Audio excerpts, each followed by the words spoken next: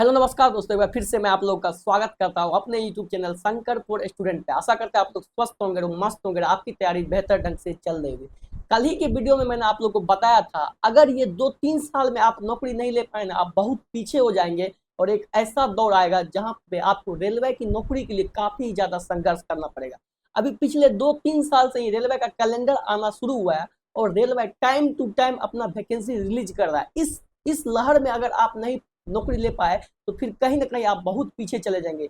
अभी जस्ट कल से एलपी की वैकेंसी आई है, जो कि कल से आप फॉर्म भर सकते हैं। 11,127 पोस्ट है। सब कुछ जानेंगे इस वीडियो में, क्या प्लान है, कैसे आपको सिलेक्शन होगा, कौन कौन फॉर्म भर सकता है, कौन इसमें मेडिकली फिट है।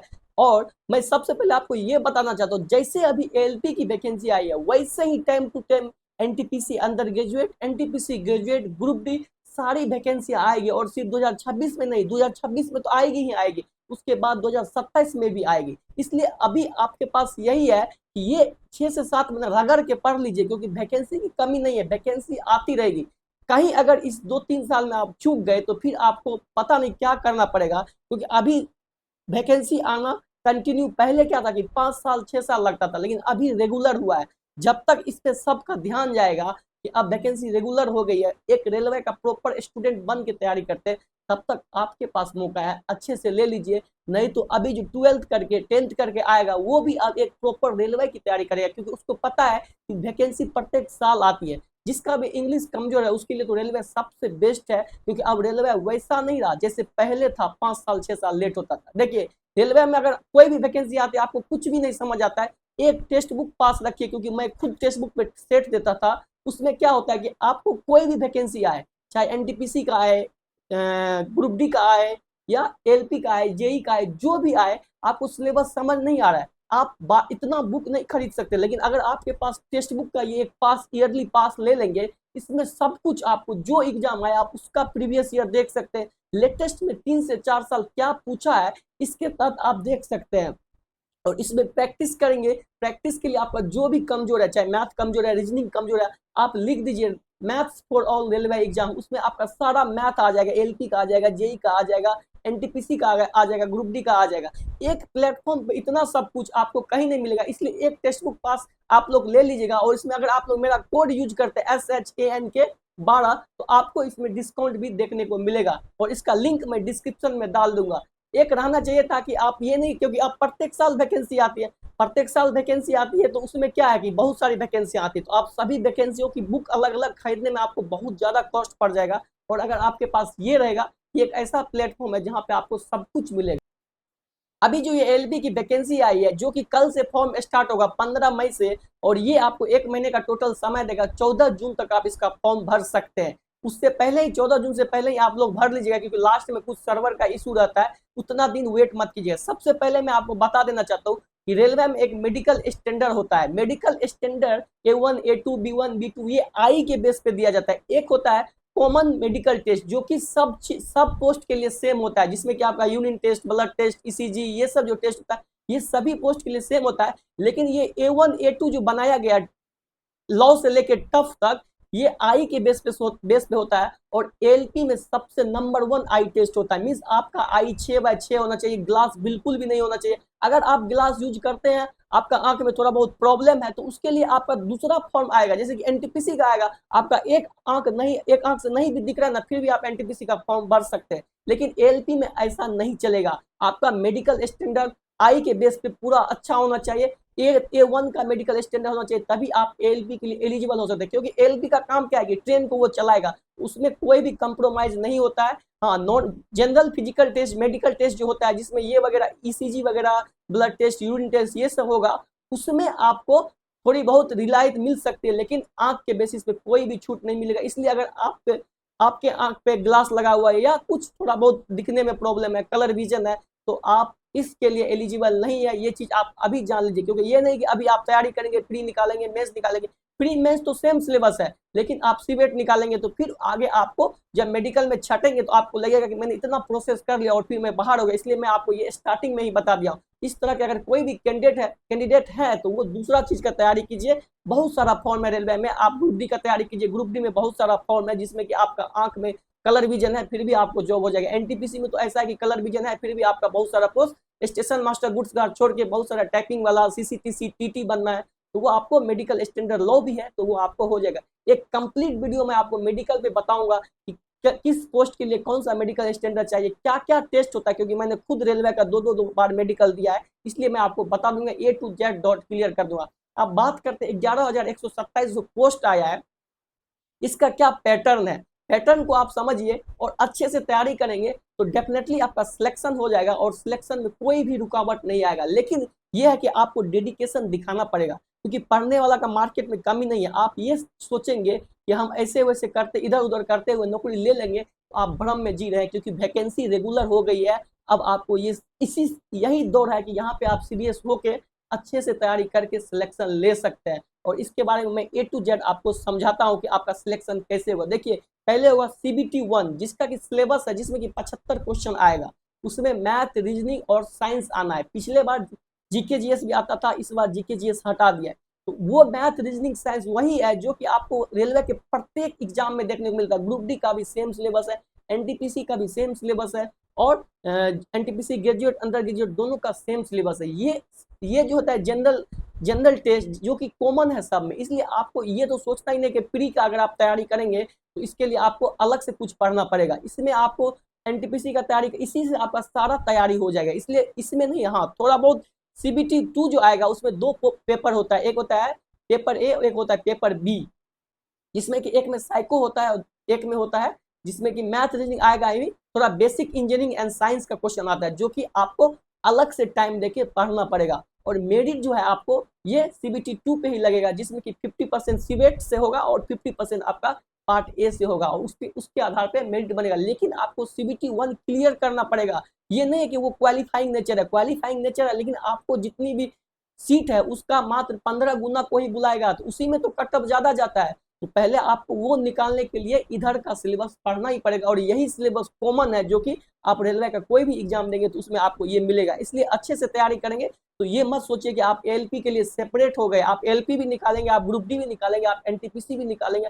अब हर चीज निकालेंगे। बस बने रहिए और अच्छे से डायरेक्शन में जाइए। हाँ, थोड़ा सा आपको CBT, जब आपका CBT 1 क्लियर हो जाएगा तो CBT 2 में आपको थोड़ा सा उसके प्रति ज्यादा सीरियस हो जाना है, क्योंकि अब आप सिलेक्शन के करीब पहुंच गए हैं। तो आप उस समय CBT 2 पे ज्यादा फोकस कर दीजिए, थोड़ा इधर फोकस कम कर दीजिए, क्योंकि पहले नौकरी लेना फर्स्ट है, उसके बाद मेरे को दिखाना है कि मेरे को ये चाहिए वो चाहिए। पहले स्टेबल हो जाएंगे, अपने परिवार को स्टेबल कर देंगे, सबसे पहली नीड आपकी वही है। और मेरे भाई, अगर 6 से 7 महीना आप डेडिकेटेड रहेंगे तो आपका सिलेक्शन होना तय है। इसमें देखिए, एज लिमिट की बात करें तो वही है 18 से 30 तक है, जुलाई तक लिया गया है, 1 जुलाई 2026 तक। जो भी इसके लिए जिसका भी एज 18 साल वहां तक पूरा होता है वो इसके लिए एलिजिबल है। इसलिए एज सब आप लोग देख लीजिएगा, मैं आपको स्क्रीन पे दिखा देता हूँ एज वाला, यहाँ पे आप लोग देख लीजिए और इसका अच्छे से तैयारी कीजिए, हो जाएगा। अगर थोड़ा थोड़ा के लिए रह भी जाता है तो तैयारी आपका बेकार नहीं जाएगा। आपको यही चीज मैं आके बार बार समझा रहा हूँ कि रेलवे की वैकेंसी अब वैसी नहीं रही। अगर आपका 1-2 नंबर से छूट जाता, आपने मेहनत किया,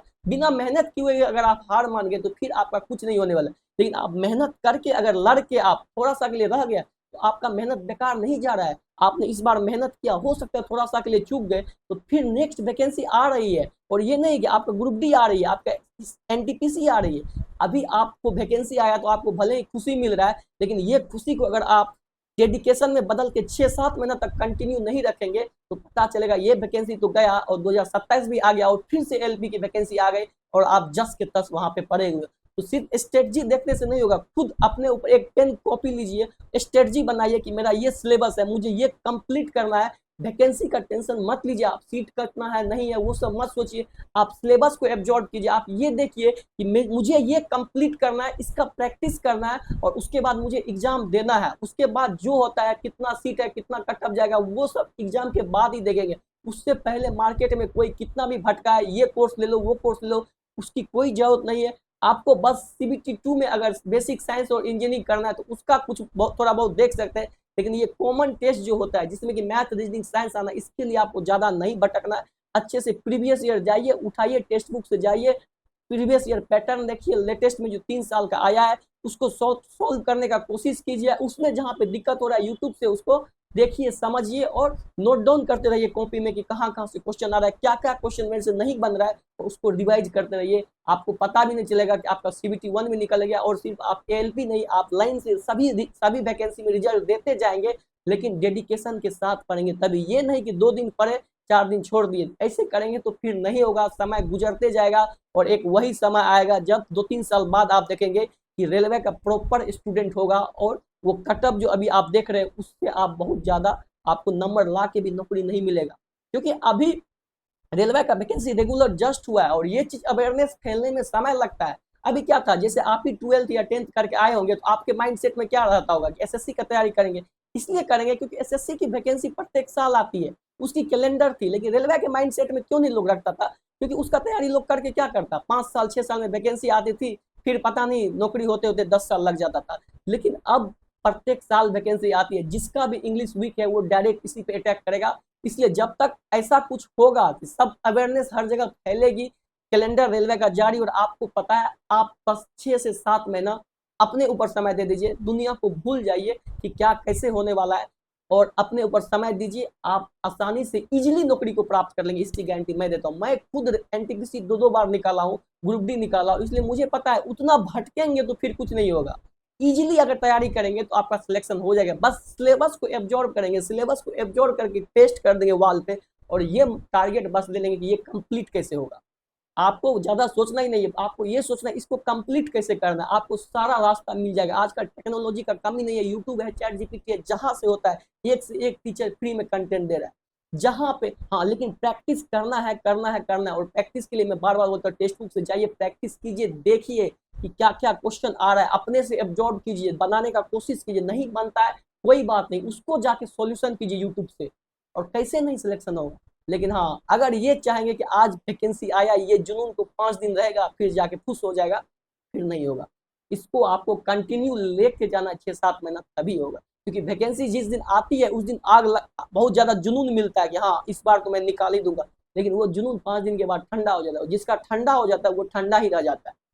इसलिए ये नहीं, अगर वैकेंसी आई है तो ये सोच लीजिए कि इतना दिन से मैं क्या कर रहा था, नहीं कर रहा था, वो कुछ नहीं। अब जो 6-7 महीने का समय है, ये मैं पूरा अपना 100% इस पे दे दूंगा। जरूरी नहीं है 7 से 8 साल तैयारी करना, 1 से 2 साल में भी जॉब होता है, लेकिन आप 100% दे के तो देखिए। आपके अंदर से खुद आवाज आना चाहिए कि मैं अपना 100% दे रहा हूँ। अगर आपके अंदर से ये आवाज नहीं आ रहा है कि आप अपना 100% दे रहे हैं, तो फिर आपका सिलेक्शन कहीं ना कहीं आप सिलेक्शन से दूर रह जाएंगे। बातों को समझिए। मैं अपने बहुत कम एज का था उस समय, 2001 मेरा जन्म तिथि है, और मैंने खुद निकाला है। मैं वही चीज आप लोगों तक पहुंचाना चाहता हूँ, और जो लोग इसको समझ के इम्प्लीमेंट कर रहा है उसका सिलेक्शन हो रहा है। और मैं अपने टेलीग्राम चैनल पे, शंकरपुर स्टूडेंट टेलीग्राम चैनल पे, इस पे क्विज चलाता हूँ जीके जीएस का। आप किसी भी एग्जाम का तैयारी करते हैं तो इस ये जीके जीएस का क्विज आपको जरूर बेनिफिट करेगा। इस पे डेली मॉर्निंग में 9 बजे साइंस का, और इवनिंग में 6 बजे आर्ट सेक्शन से मैं क्विज करवाता हूँ, टाइम टू टाइम करवाता हूँ, चैप्टर वाइज करवाता हूँ। आप लोग देख सकते हैं बहुत लोग इसको अटेम्प्ट करते हैं। आप अटेम्प्ट कीजिए, आपको भी मजा आ जाएगा। तो यही सब है मेरे भाई तैयारी के लिए, और इसका थोड़ा बहुत नोटिफिकेशन मैं अपने ग्रुप में डाल दिया हूँ, अपने से भी देख लीजिए। और यही है एज लिमिट। फर्स्ट सबसे मेन चीज जो आपको जानना है, मेडिकल स्टैंडर्ड। आप अगर मेडिकल फिट है तो आप आगे कदम बढ़ाइए, और आगे कदम सिर्फ नहीं बढ़ाइए, आप उसको लेने का कोशिश कीजिए कि ये इसमें मेरा सिलेक्शन हो जाए, और आपका सिलेक्शन हो जाएगा। और LP की नौकरी की बात करें तो सैलरी हरे लेवल 2 की दिखने में लगती है कि 19,000 इतना बेसिक पे है, लेकिन ये मत सोचिए, काफी ज्यादा आपको सैलरी मिलेगी, क्योंकि उसमें किलोमीटर अलाउंस मिलता है। आप ट्रेन चलाएंगे, आप जितना चलाएंगे उसका पैसा अलग बनता है। इसलिए आप ज्वाइन करते ही 60 से 70 हजार, और ये 7th पे कमीशन का है। अगर आप जब ज्वाइन करेंगे तब 8वां वेतन लग जाएगा, आपका सैलरी 80-90 हजार। ये मोटिवेशन होता है, इसको भी आप माइंड में रखिए कि मैं अगर पढ़ूंगा तो मेरी, जो आज मैं बेरोजगार हूँ, 5,000 4,000 घर से ले रहा हूँ, वो जैसे ही ज्वाइन करूंगा 80-90 हजार मेरे अकाउंट में क्रेडिट होने लगेगा। अभी LP की सैलरी 60 हजार आ जाती है, क्योंकि उसको किलोमीटर अलाउंस मिलता है, और अभी 7वां वेतन आयोग चल रहा है, और 8वां वेतन लग गया 1 जनवरी 2026 से। जब तक आप ज्वाइन करेंगे तब तक वो इंप्लीमेंट हो जाएगा। तो ये मोटिवेशन के लिए आप रख सकते हैं कि मेरी सैलरी 80-90 हजार है। तब आपके अंदर पढ़ने की इच्छा शक्ति जगेगी, और आप अच्छे से पढ़ेंगे। इस सबको पेस्ट कर लीजिए कहीं पे कि हाँ मुझे इतना सैलरी मिलेगा। आज मेरे पास पैसा नहीं है, लेकिन मैं अगर अच्छे से पढ़ूंगा, और 6-7 महीना दे दोगे ना, तो आप नौकरी ले लोगे। लेकिन आपको 100% देना होगा। ये नहीं कि मैं ये भी कर रहा हूँ, वो भी कर रहा हूँ, इधर भी बात कर रहा हूँ, उधर भी बात कर रहा हूँ, फिर नहीं होगा। यही है एएलपी का सिलेबस। आप लोग ये देख लीजिएगा कि मैथ रीजनिंग ये आना है, साइंस आना है, नोटिफिकेशन को एक बार अच्छे से पढ़ लीजिएगा। जो जुनून आज है उसको बरकरार रखिएगा, तभी सिलेक्शन होगा। कोई नहीं बताता है आपको, सब ये वो बता देता है, लेकिन सिलेक्शन कैसे हुआ उसका बात कोई नहीं करता है। देखिए आज वैकेंसी आई है, लाखों स्टूडेंट के मन में चाह जगी होगी कि मुझे नौकरी हो जाए, लेकिन सबका नौकरी नहीं हो जाएगी, क्योंकि सब कर ही नहीं पाएगा। करने वाला का बहुत कमी है, देखने वाला बहुत है लेकिन करने वाला बहुत कम है। अगर आप करेंगे तो आपका हो जाएगा। ये तो सोचना ही नहीं कि मैं करूंगा, कंपटीशन बहुत है, भीड़ खाली बहुत है। आप फॉर्म भरेंगे तो उसमें भीड़ बहुत है, लेकिन करने वाला का बहुत कमी है। एग्जाम तक लास्ट तक कौन करते रहता है, वो उतना ही करता है जिसका सिलेक्शन होता है। कुछ कुछ परसेंट लोग ऐसे होते हैं जो मेहनत करता है, उसका नहीं हो पाता है, तो उसका कोई ये नहीं कि लॉस हो गया, वो मेहनत किया नहीं हुआ, थोड़ा सा के लिए रह गया, तो ये नहीं है, उसका अगले बार हो जाएगा, क्योंकि वो एक्सपीरियंस लेके जाएगा। लेकिन बेड पे सोए रहेंगे और सोचेंगे कि बस वैकेंसी आ गया, खुशी मना लेते हैं, तो उससे नहीं होने वाला है सिलेक्शन। अच्छे से करेंगे तो सिलेक्शन हो जाएगा, डेफिनेटली हो जाएगा। और अच्छे से करेंगे तभी होगा, नहीं तो नहीं। और ये आपको ये लग रहा है कि भले ही वैकेंसी नहीं आए, लेकिन वो आएगा, टाइम टू टाइम ही आएगा। अभी आप देखिए जून से सितंबर में आपको एनटीपीसी देखने को मिलेगा, और उस समय भी आपके अंदर खुशी मिलेगी आपको, लेकिन अगर आप उसको कंटिन्यू नहीं रख पाएंगे तो आपका सिलेक्शन उसमें भी नहीं हो पाएगा। तो यही सब है, अच्छे से तैयारी कीजिए। और एक कंप्लीट मैं स्ट्रेटजी इस पर बताऊंगा कि साइंस कौन से बुक से करना है, मैथ कहाँ से करना है, कहाँ से क्या प्रैक्टिस करना है, कौन से टीचर को फॉलो करना है, ए टू जेड मैं एनालिसिस करूंगा खुद, फिर मैं आपको बताऊंगा। और जो भी बताऊंगा एक्यूरेट बताऊंगा, जेन्युइन बताऊंगा। इसलिए चैनल को सब्सक्राइब कर लीजिए, और अच्छा लगा हो तो लाइक कीजिएगा, कमेंट कीजिएगा और शेयर कीजिएगा। धन्यवाद।